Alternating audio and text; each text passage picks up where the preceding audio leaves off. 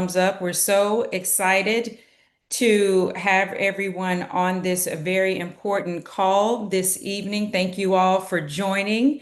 I wanted to open up. My name is Cassandra Bandy. I am board chair for Bethel's Family Christian Academy and also a member of the legislative committee for the Jack and Jill Houston Metropolitan Chapter. We have come together in collaboration with our communities and our networks to bring you this very important information session. What I have found out is that it is actually National School Choice Week, which is very fitting as millions of families navigate different levels of school choice, whether it be looking in their own school district and communities for schools or looking outside for innovative ways to meet their students' needs. So this is a very timely session here in Texas and in the nation as we celebrate National School Choice Week. And so we just want to welcome you all here. Thank you for the engagement and taking the time. This we're blessed to be here and have this virtually. We were hoping to be in person, but that opportunity will soon come. We hope that all your families are warm and safe and weathered the winter storm weather as best they could. We have some folks here from North Texas and Central Texas, so we're so happy that everyone was able to join us tonight for this very important conversation. Um, if I may give the floor to the head of school at Bethel's Family Christian Academy to welcome us all here, is Miss Darden on the line or Miss Yes, Pye? I'm on. I'm sorry, my camera's. I apologize for that, but I'm here. Okay, Okay. wonderful. If you'd like to say a few words, please. Thank you. Absolutely. Welcome, everyone. My name is Dana Darden. I am the executive administrator of Bethel's Family Christian Academy. Thank you for joining us for today's informational session on TEFA. Bethel's Family is a Christian-centered private school with open enrollment. We currently have 18-month to fourth grade scholars. We are truly excited about being a part of the TEFA program and accepting students upon approval. We recently received our letter. We're excited about that. We look forward to learning more, partnering together, and continuing to expand opportunities for the families that we serve. Thank you, Ms. Bandy. Thank you. Thank you so much, Ms. Darden. We appreciate that a very warm welcome.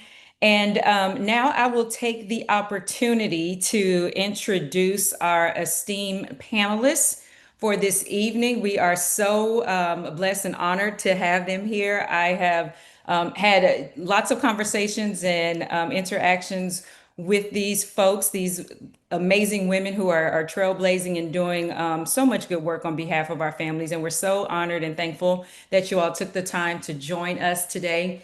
First, we have Miss Shannon Jaquette. She is a program specialist at the Comptroller of Public Accounts office in Austin. She is directly impacting our outreach and ensuring that our communities are aware from the comptroller's office, directly from the comptroller's office, the administrator of this program, what's the latest, whether it be the rules, the engagement, the application, anything that is official is coming out of the comptroller's office. So we are so thankful, Ms. Shannon, that you joined us this evening. We also have Ms. Laura Colangelo, Executive Director of the Texas Private School Association. She has worked truly tirelessly on this legislation on behalf of families, on behalf of private schools.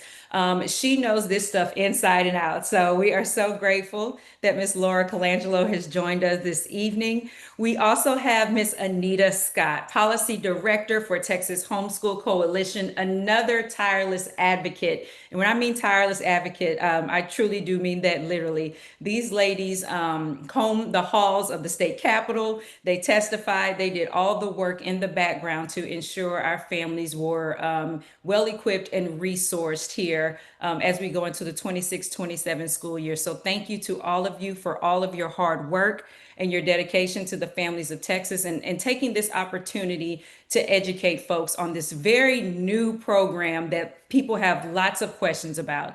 So we are so thankful and honored that you took the time to do so this evening. So thank you. Thank you, Thank you ladies. for having us. We're happy to be here. Thank you. Cassandra. Wonderful, wonderful, wonderful.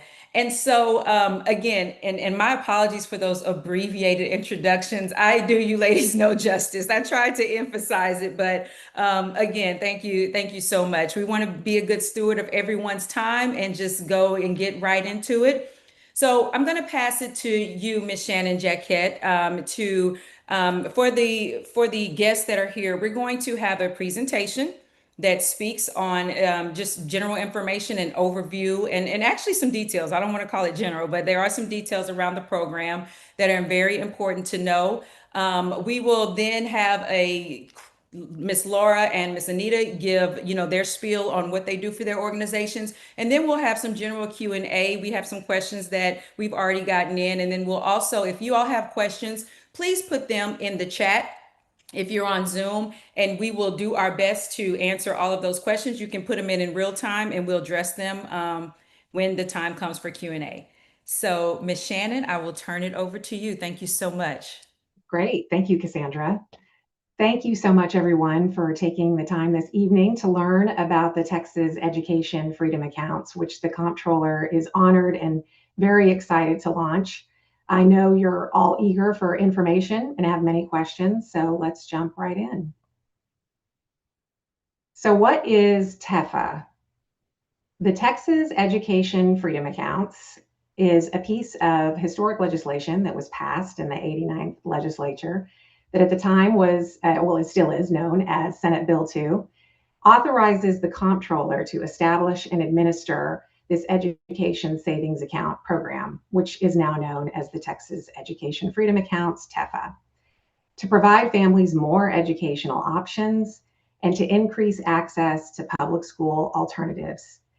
TEFAs are intended to help families choose the best educational setting for their children, whether that be private school, homeschool, online, or a hybrid option.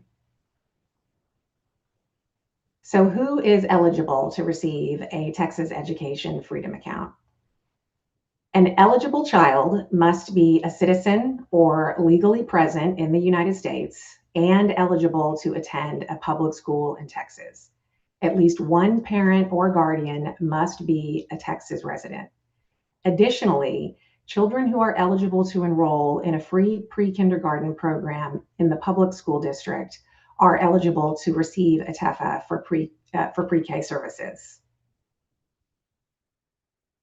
So what is the benefit of participating in this program? A TEFA can be used for a variety of educational expenses in a variety of educational settings so that families can tailor their children's organization to something that best suits their needs. A child who receives a TEFA that attends an accredited private school will receive $10,474, which is 85% of the estimated statewide average of state and local funding per pupil. Special education students attending an accredited private school may receive up to $30,000 depending on their individualized education program or IEP. And homeschool students will receive $2,000.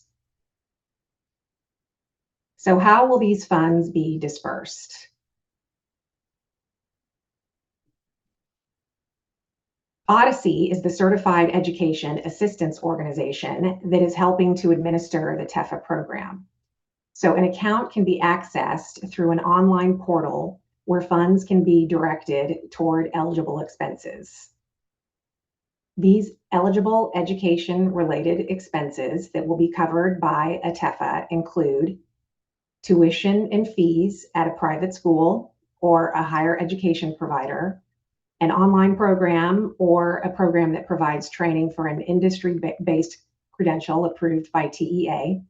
It also covers textbooks and other materials such as curriculum, required uniforms, fees for classes provided by school districts that do not qualify a child to be enrolled in public school.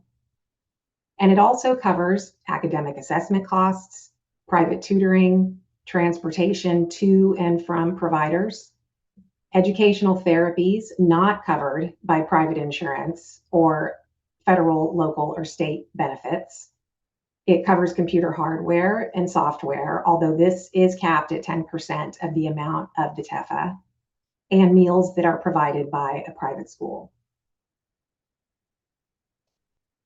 So back to that pre-K eligibility.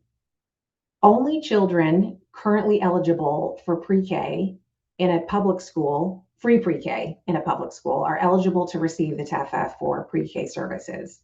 So that includes a child who is at least 3 years of age and can either not speak English, is educationally disadvantaged, which is defined as being eligible for the National Free and Reduced Lunch Program, is homeless or in foster care, has a parent who is on active duty or who has been killed or injured while on active duty, and a parent who is eligible for the Star of Texas Award, which is an award for first responders who have been injured or killed on duty, and a parent who is a public school teacher in a district that offers free pre-kindergarten.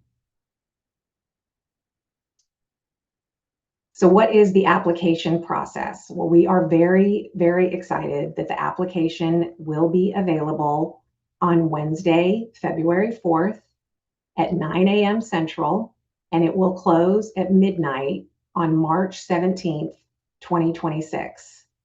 The link to the application will be available at educationfreedom.texas.gov, and documentation verifying lawful residence, household income, and if applicable, a child's disability will be required to be uploaded on the application. It's important to note that this program is not first come, first served. So if you are ready to submit that application at 9:30 a.m. on February 4th, you will have no advantage over someone else who submits it at 11:30 p.m. on March 17th. A lot of people are still awaiting they need to gather the documents necessary for the application. People are filing their income taxes. Some families might be waiting on an IEP. So that gives families plenty of time to submit their application by March 17th. So the documentation that will be required for the application for lawful residents, to verify lawful residents, you will need a social security number or a Texas identification number, and a social security number for your student, or a Texas driver's license or state ID. Alternatively, you can have a birth certificate or report of birth abroad, certificate of naturalization, certificate of citizenship, or other official documentation. We received a question from a military family that said they've got foreign partners who are here lawfully in the United States and eligible to attend public school. They're not citizens, but they are here legally. And of course, we said whatever documentation the military can provide indicating that will be accepted. If you don't have a Texas state driver's license or ID to verify residency, other acceptable documents are a utility bill, a lease agreement, a mortgage statement, a voter registration certificate. As far as income goes, the only documentation that will be accepted is a 2024 or 2025 U.S. tax return. Documentation for disability has a twofold purpose. One is for prioritization, and in order to be considered a priority applicant, you must, based on disability, you must submit a TEFA disability certification form, which is now available on the website, along with instructions on how to fill it out. Or you can submit a full and individual initial evaluation, an FIIE, if you have that, or a current or expired Texas or out-of-state IEP. In order to receive additional funding for the disability, you must provide a Texas IEP from one of the last 3 school years, 2023-24, 24-25, or 25-26. So what is prioritization? In the event the number of applications exceeds the number of available spots, which we do anticipate because there's a lot of excitement and a lot of enthusiasm for this program, applicants will be selected by lottery in the following order. The first prioritization category is students who have a disability and who are members of a household with a total annual income at or below 500% of the federal poverty guidelines. And those guidelines have just been released for 2026. So for a family of four, that would be $165,000. You can go to the Health and Human Services website if your family is larger than a family of four. It has a chart that has multiples of the federal poverty guideline up to a family size of 14. So you don't have to do the math yourself. Prioritization category 2 are students whose annual household income is at or below 200% of the federal poverty guidelines, which is $66,000 for a family of four. And priority category number 3 are students who are members of a household with a total annual household income between 200 and 500% of the federal poverty guidelines. And the final category, students who are members of a household with an income above the 500% of the federal poverty guidelines.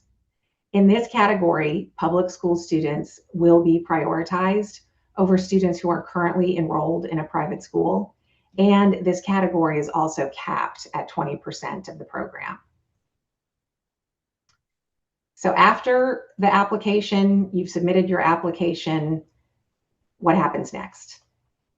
In early April, award notifications will go out and people will be notified of how much funding they've received, whether they're choosing private school or homeschool, and whether they have a child with a disability that's been documented by that IEP.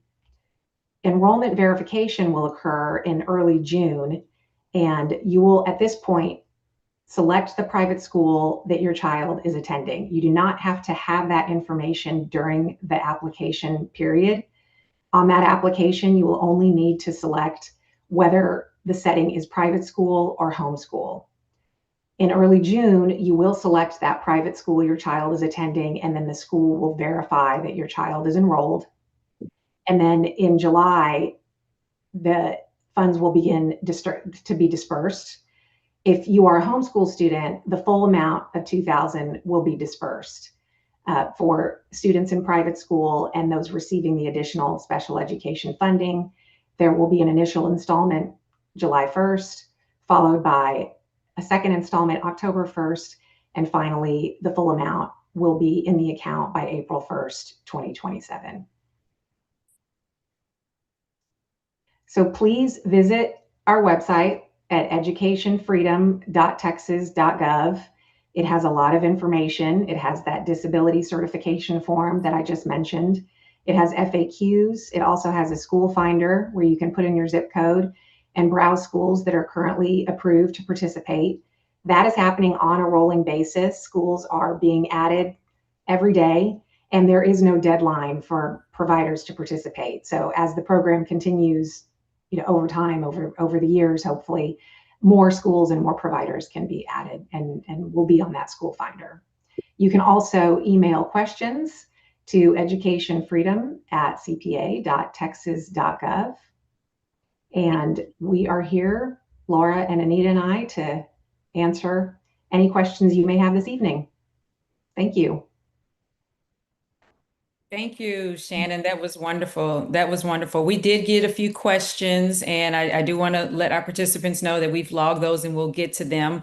Before we do that, I would like for Laura and Anita just to speak about their work and why this is so important to the network of families and schools that they service. So, Laura, if you don't mind, I'd like to start with you as a representative of the Texas private schools. If you could just speak to why this is important to your network of schools, how many of private school students are in these priority buckets. I want to make sure that everyone is aware of that, and then we'll have some more questions, I'm sure, for you later.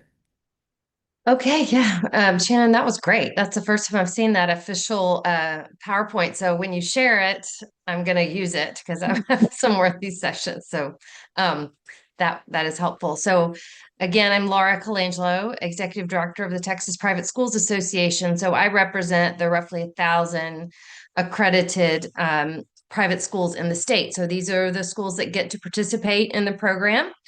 And they are excited to do that. They are on pins and needles. I saw a question about Bethel School getting their link to apply, and the answer was yes. So I'm very, very happy to hear that.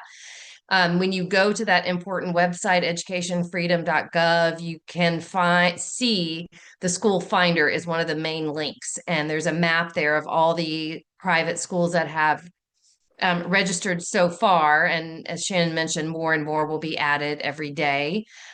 So that's an easy way to see which schools are participating right now. But I can tell you this is game changing for a lot of private schools, and more importantly, for a lot of families across the state. So getting that 10,474 up to 30,000 for children with disabilities will change lives and change generations of families. And we were honored to work on it. Shannon was part of that team in the hallway for years too. So along with Anita and myself. So we've been working on this, talking ourselves blue in the face, trying to get this done.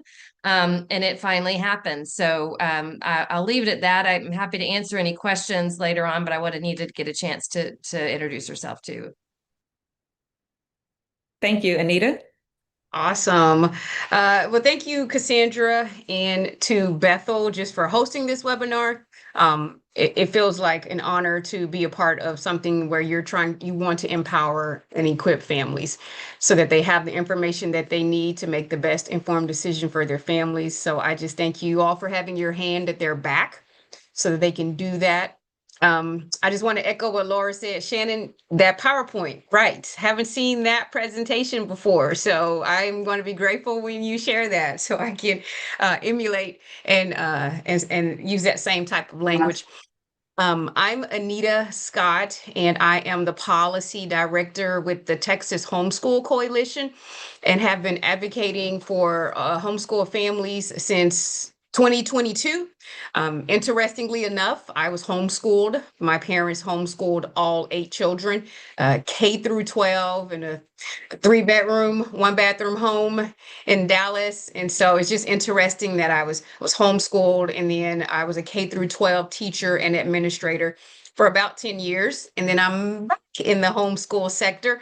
And so that's what I love though, because I feel like the Lord has given me an opportunity to recognize how it is not a one size fits all approach. Children are unique the way God designed them, and He did not design a one size fits all brain. And so everybody learns differently. And so this opportunity for school choice just reinforces the opportunities for families to steward how they want to educate their children.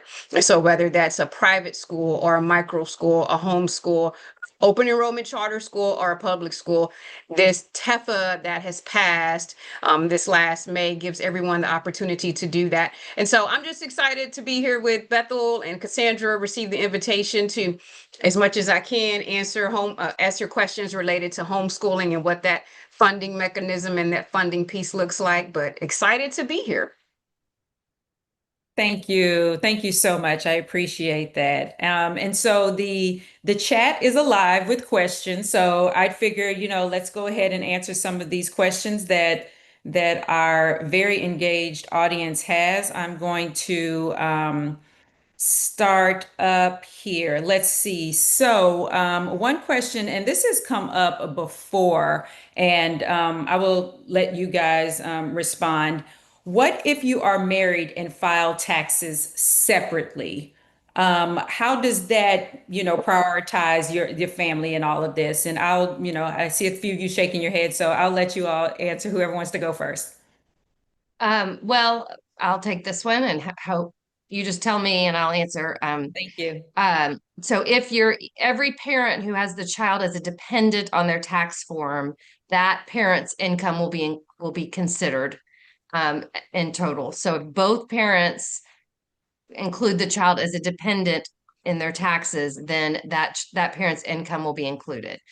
And so but as Shannon mentioned, it could be returns from 2024 or 2025. So for families that may be on the cusp of some of those lower income categories, you pick the year, go ahead and file the 2025 taxes and pick the year where the family has the least amount of reported income. Excellent. Thank you. Thank you. Moving right along, and this was kind of answered. I may just quickly do this one. It said, are there any specific private schools we can choose from? And so the answer is yes, but we want to be clear that you have to apply to a private school and get accepted separately from applying for funding. And so again, that school finder on the Texas Freedom Accounts website, we'll drop that in the chat just in case you all need to access it quickly, has which schools are on there. There are some schools that plan on participating that may or may not be in there just yet. So continue to check back. But that is the list, and it's kind of a dynamic, iterative list, and it's constantly having more schools and services being added to it. Ladies, did I answer that one okay? Or is there anything else you You want to add? did, and there's a follow-up here. There's their rolling notification of all schools that are added weekly. Well, Shannon can probably answer this one, but my understanding is they were going to upload them once a week on Friday. Is that still true, Shannon?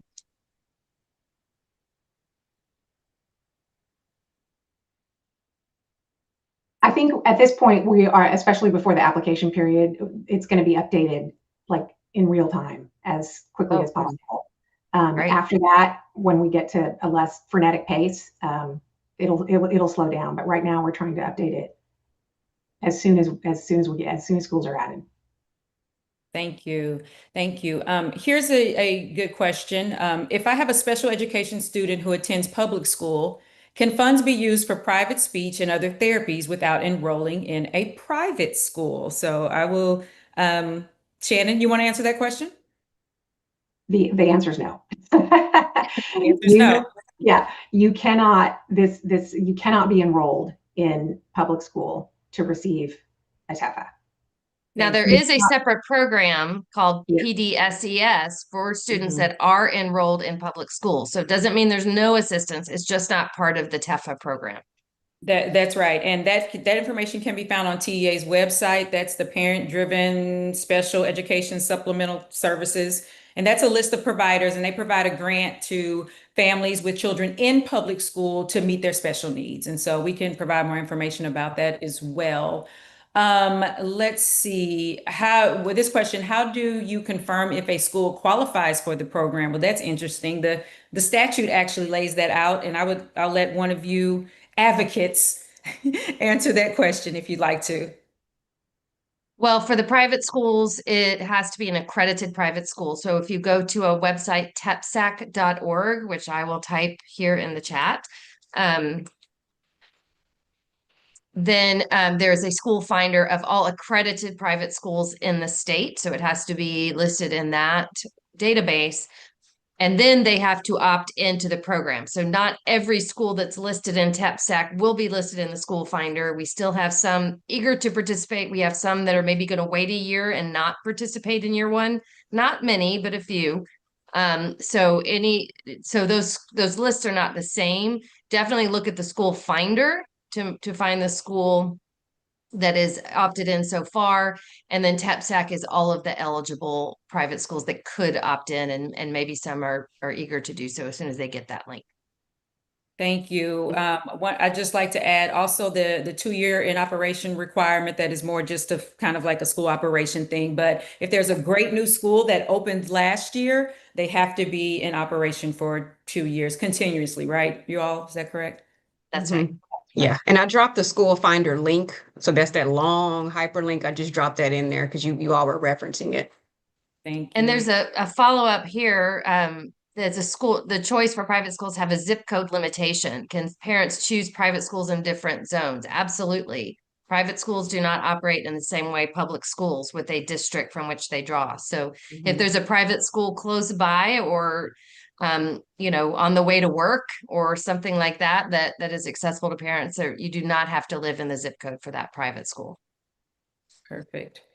Perfect. One question here that I think will be kind of a combo is that there's some folks that are speaking about once a family does get rewarded, how do they continue to receive funds for the next year? And then how does it work when their school changes, like going from elementary to middle school or middle school to high school? So can we speak about, what that process looks year over year once families are enrolled in the program? Sure. So once families are enrolled, they do not need to reapply. You are in the program as long as you remain eligible to be in the program.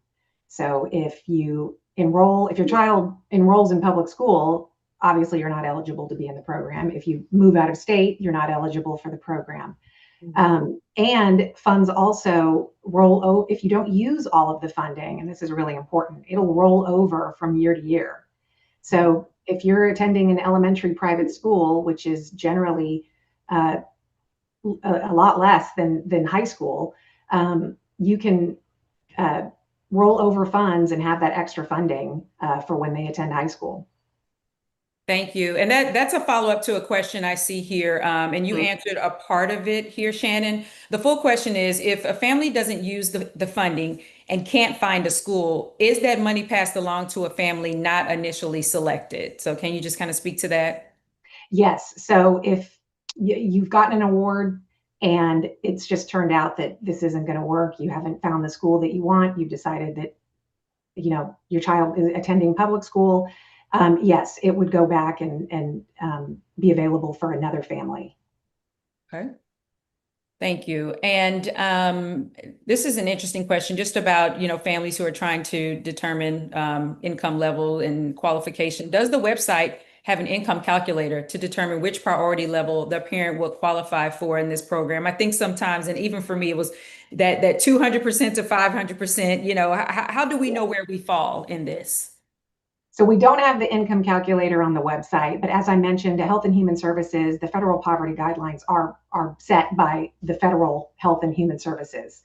And so if you go to their website, and I can get you exactly like that PDF, it will tell you, and it's based on, this is very important, based on adjusted gross income.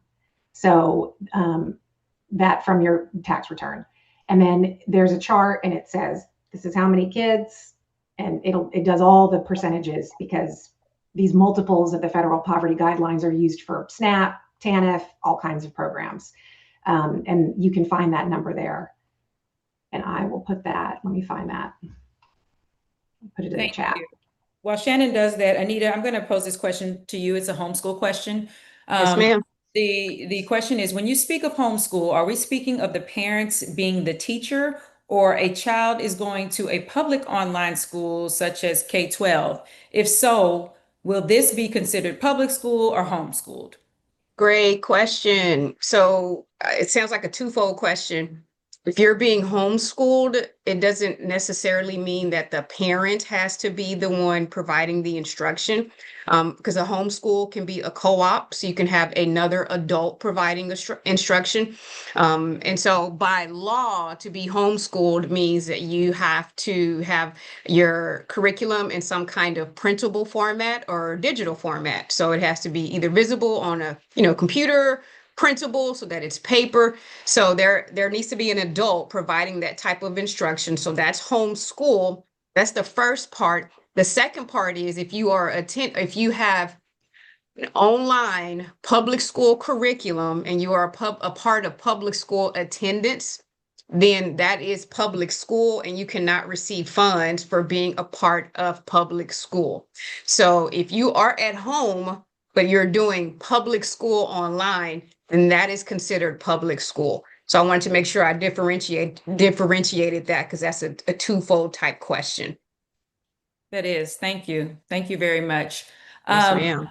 I wanted to, Can I ask Anita though to follow up on, I'm sorry, I was searching my HHS website, so I don't know if you mentioned this, that if some families may identify as homeschool, but they've got maybe a high schooler who's in a full-time online program that could qualify as a private school.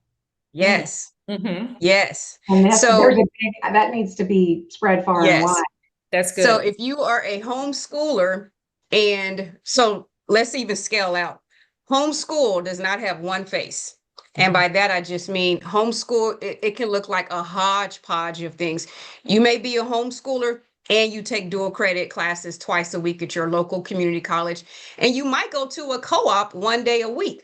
So that means you are homeschooling in your own home maybe 2 days a week. You go to a co-op and then you might go to take dual credit 2 times a week. That's a whole buffet. And that's the beauty of homeschooling, is because it's this big, extensive menu. What Shannon is speaking to and what you all need to know is that if you're a homeschooler, but if you opt to enroll in some type of accredited online private school, you are then eligible for the 10K, because you are using your expenses toward an online accredited private school in some form or fashion. So even if you're homeschool, and if you click for an online accredited private curriculum in some form or fashion, that enrolls you to be eligible for the 10K. But let me clarify on that. So in order to know exactly which programs are accredited private schools, go to that TEPSAC website and type Yes. digital in the search bar, and it will populate the full online accredited private schools that are eligible. It's not every curriculum that is eligible for the Correct. 10K. It is those that populate when you type in digital in the search bar. Are you able to drop that in the link, Laura? I mean, I'm sorry, the chat. I put the TEPSAC website on there. I'll do it again. Oh, okay. Okay, cool. Excellent question that definitely had Yes. had legs and tentacles. Thank you. That's a great question. So let's see here. There was one question around, does the student need to be in good academic standing or have good academic results? How are students selected? So if someone can expound on, what that is and the responsibility and the admissions with the schools again, that'd be great. Whoever wants to take that one. Well, I can start with the homeschool part. Okay. Because in Texas, there is no criteria that you have to, in Texas, homeschool students do not have to pass like the STAR test or the public school standard test. And so that is not a part of how homeschoolers can be eligible. When you receive Shannon's presentation, you can look back and see like, okay, who's eligible? Citizens of Texas. You have to be, K through 12 school age. You have to be able to present that you are a resident of Texas. You cannot live in Colorado and apply for this program, right? So it lists the bullet points for how you can be eligible. And so that goes for homeschooling. You do not have to show like, your grades, the name of your curriculum, because if you choose a curriculum and you're able to purchase an MR, that automatically means you can use that curriculum. And so you do not have to, I don't want to say do not have to, but I guess the best way to say it is homeschoolers are free to continue homeschooling the way they have already been doing. And now they just have $2,000 to help offset the cost. That's the best way to say it. Thank you. I appreciate that. And I don't know if Shannon and Laura want to speak you guys want to to. go? Okay. Yeah. And Laura always explains this great with her work with the private schools, but if she could do it herself, she's probably so tired of repeating. Well, I was typing it in the chat, so I actually missed the question. So sorry. Well, she always makes it very clear that the private schools' admission practices also, they are still free to operate the way that they operated. So it's important to know that's the application for a private school is separate and it does not change. Their admission practices don't change. Their requirements for acceptance don't change. Perfect. Thank you, Shannon. I guess the answer would be if you're interested in a really high performing, high achieving, private school, they only take, if you have to take a test to get in, then yes, your child would need to meet those standards. That's right. Thank you. Thank you for that. Let's see here. And I'm going to broaden this. This is a Bethel's Family Christian Academy question, but I think it's applicable to all private schools and our panel can answer it. If we are currently enrolled in Bethel's Family Christian Academy or said private school and plan to attend next school year, is proof of acceptance to a private school required for the TEFA application or the process?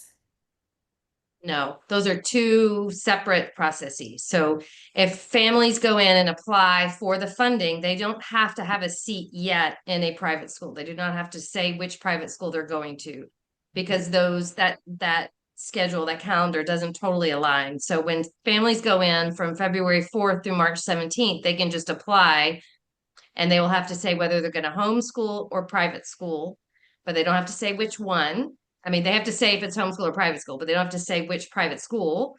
And then they can continue that process of reaching out to private schools, going through the admission processes, that sort of thing through. And I just heard new tonight from Shannon that I think you said mid-January or mid-June is when the Odyssey is going to confirm enrollment in a private school in order to transfer funds. So that's when that's going to be kind of the deadline, so that the families know, if families know their kids have a seat in that school by mid-June, then those funds can start being transferred to the school on behalf of that family. So so that was news to me, and I'm glad to know that. I have it on my notes. And there's also, we want to get clear that there is some flexibility there, because we know that there are waiting lists, and that people people get notifications separately from the TEFA, that a child may get a notification in July that they're off the wait list at the private school. And so if that notification happens later, there will be some flexibility. Excellent. Excellent. This is a good question, and I want to make sure that we talk about it, because we do have a very wide audience here. And the question is around eligibility to receive a TEFA, right? I want to speak to the universal nature of our program here in Texas, but also to the prioritization. So maybe a summary, because the question is, what is the income cap for families to receive a TEFA? So if you can just kind of speak to that, Shannon. Sure. So there is no income cap to receive a TEFA. Like Cassandra said, there is a universal element to this program. The legislature has determined that parents are the primary educators of their children, and that they know what's best for their children. So everyone should be able to choose that option. But that prioritization, the legislature wanted that prioritization because they know that school choice does exist for families that can afford it, for families that live in a zip code that has, fantastic public schools. And so for those who have not had that access, they wanted to give them, an edge to be able to get access to the education that they want for their children. So again, no income cap, but for that first priority, you need to have a disability and less than 500% of the FPG. Second level is 200 to 500%. Third level is, second is, now I have to go back to my slide. Category number 2 is up to 200% federal poverty guidelines, Yes. no disability. Yeah, thank you, Laura. Thank you. And then third category is between 200 and 500%. And then the fourth category is essentially everyone else. In that category, public school students are prioritized, and there's a 20% cap on participation in that group.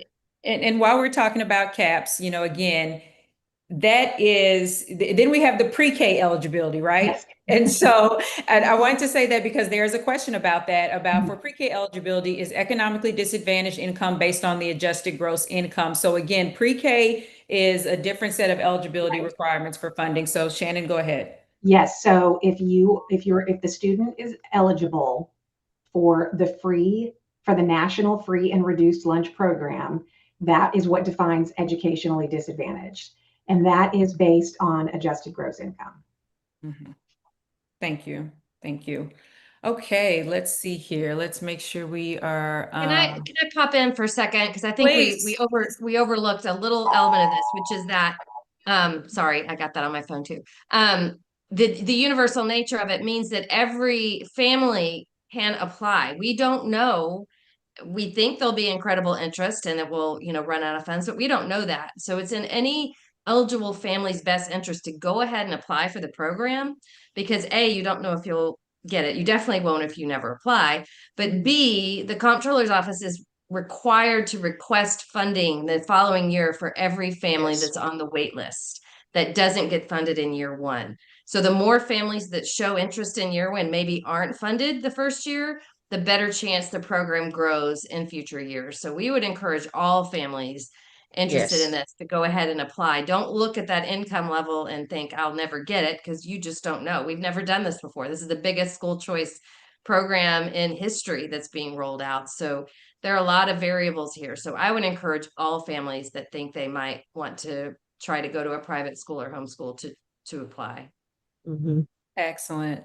Excellent. I'm gonna go through some I think some what I would deem some easy answer questions and then have a larger conversation because there are a number of questions around our special education families. So I want to spend some time on that. I wanted to handle this one first. Will there be a deferred status for receiving funding in cases when funds are freed up by families who no longer need them? So No longer need them, meaning they graduate They from high school or right, or they opted out. yeah, I mean, because again, this is you when we talk about universal, it's not necessarily need, right? And so I know this person, so I may follow up with them. But as we know today, there's no deferred status for any funding, correct? I mean, there's no like I got it now, but I'm not going to use it for 2 years. no. You Right. No, can, right, you yeah. have to be enrolled. Now, this is a little bit of a nuanced area. You do have to be enrolled in a private school or homeschooling, but Mhm. you do have some flexibility on how much you spend because you can roll over any amount you choose to the next year. But Right. you do have to be enrolled. You cannot be in a public school. And I saw this a couple of times in the chat. Yeah. In a public school and accessing the funds. You do have to be in a participating private school, and then it is up to the family to decide how much of the TEFA funds they are using for tuition. There's some flexibility because, as Shannon mentioned, transportation, online classes, tutoring, therapies, those are included. So families can decide, am I going to pay my private school tuition out of pocket and use some of it for these other things? That's why it's called education freedom accounts, so that they can do that. Thank you. Another question here as we get into the special needs families and desires here. If you have a child with a disability but exceed the 500% of the federal poverty line, would you be in priority group 4? You would be in 4 if you are currently in a public school. You would be in 5. Actually, Shannon, I don't know if you had category 4 and 5. Basically, you'd be in the last category, which is everyone else. Wait, but this child has a disability, Laura. Yeah, if you're Okay. over 500% of federal poverty guidelines, Mhm. even though the child does have a disability, that goes into the last category. That's everyone else. And in that final category is the only category where public school students are prioritized over currently enrolled private school students. Perfect. Perfect. Oh, you're on mute, Shannon. Sorry. It's also important to note, though, if you have a child with a disability, but you have income over the 500%, if you do receive a TEFA and you have an IEP from one of those 3 school years, that child is eligible for the additional funding. Mm-hmm. And again, that additional funding is up to $30,000. Whatever the amount is to educate your child in a public school, up to $30,000. Here's a question. I recognize there is a limited amount of funding each year. With that said, if you do not have students eligible this year, what's the likelihood of being accepted as the program continues?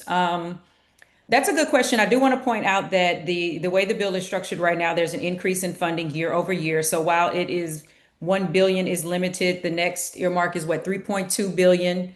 And the ledge has to vote on it, but it's in there Right. as an increase Right.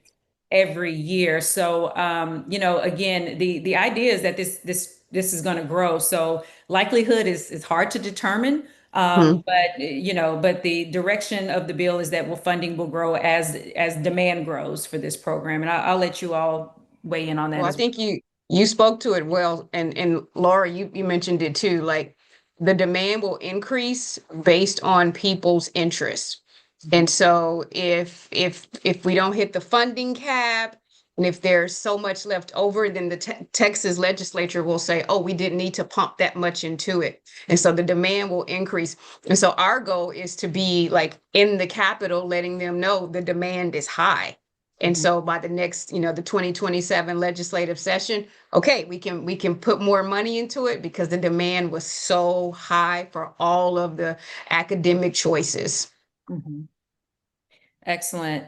And then there's just some questions around the support for our special needs families. So, the limited amount of private schools that are targeting special needs families and students versus those who are not.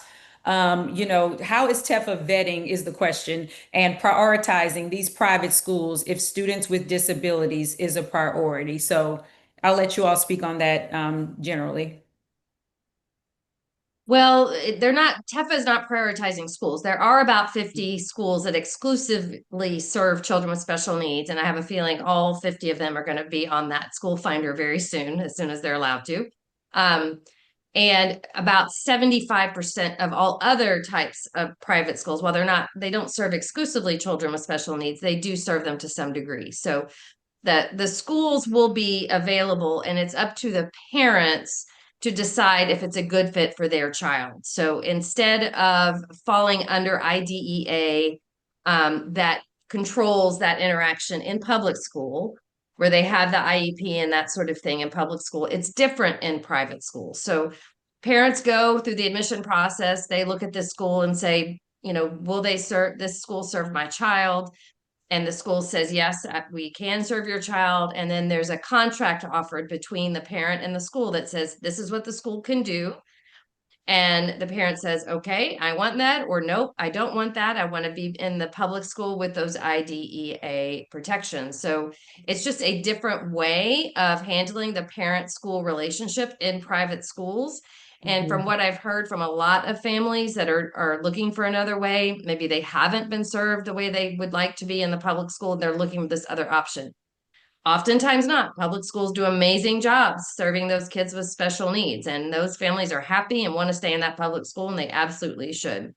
What this program is meant to do is just to provide another option for those families that just aren't being served the way they would like to. So it's different. It's not the same. It's not the same sort of ARD process, IEP process, federal requirements that are in the public schools. It's a different atmosphere, a different setting, but the goal is to meet the child's needs. And if the school can do it, they are more than happy to get that contract and sign with the family to make sure that that child gets their needs taken care of in this private school as well. And I think that's pretty similar. This is very short, but similar to the homeschool avenue for the homeschooling families who have, children with special needs or neurodivergent learners. They know that they can help. The 2,000 will help offset the cost for, similar to everything Shannon mentioned earlier, like transportation to a provider or private tutoring or therapy, especially if you already have the IEP and like in Shannon's presentation from 23 to 24, 24 to 25. Was it 22 or did it start at 23? 23. 23. Okay. So yes. So with the IEP starting at 23, similar, I'm just echoing what Laura said, similar for the homeschool families. Perfect. We have 5 minutes here, and this is a good question around multiples and siblings.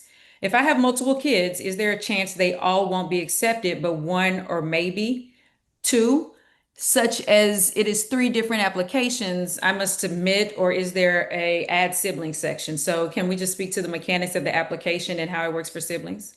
If one child gets in, they all get in. The whole family gets to come along, because the idea is that, we want to keep families, if they all want to go to one school, it just makes it a lot easier for families that their siblings are all in the same spot. Maybe not necessarily the same school, but I also saw a question on here, Cassandra, and I want to clarify this because this is coming up a lot. Carla asked if children have to be in private school in order to apply. for this program. You do not have to currently be enrolled in private school. You can currently, and in fact, in the fourth category, there is a bit of an advantage if you are enrolled in public school. So you just need to apply to a private school if you're applying for the TEFA.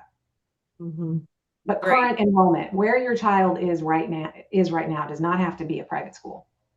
Thank you, because that's a great point, because we just had a question from a charter school parent, and they said, well, basically, I can't apply. Well, you can if you want to enroll your child in private school. So definitely great questions, and wanted to clear that up. Let's see, another homeschool question. What would be the process for homeschooling families with students who do not have an IEP, but probably could or should? If they could be prioritized, is there a way for families to work on getting an IEP at this point? And the answer is yes, but Gabriella, I also want to say that, the homeschool amount is $2,000 regardless of if there's a disability, right, ladies? So Yes. we can't mix the two, but for the purposes of the additional funding up to $30,000, an IEP is necessary. And I'll let one of you all speak to where that can be, private physician or, public school. Can maybe Laura, can you speak on that? How to apply for the additional funding? Is How that what to you're get an asking? IEP, the IEP. Okay. Well, the IEP, you have to request that from the public school district, either that you live in or the Right. private school, if you're attending a private school currently, where that private school is located. So it is a process that a public school district has to go through to evaluate the child and determine what additional services that child would need in the public school. And so if you have that document, then the child will be eligible. And that document, which we said was from basically 2023 to current day, if it was generated during that time, then that could be uploaded into the application and that child would be eligible for the additional funding. If you don't have that official document within that time frame, and you either have an old IEP from years and years ago, you have something called an FIE, which is an evaluation that's given to private school students.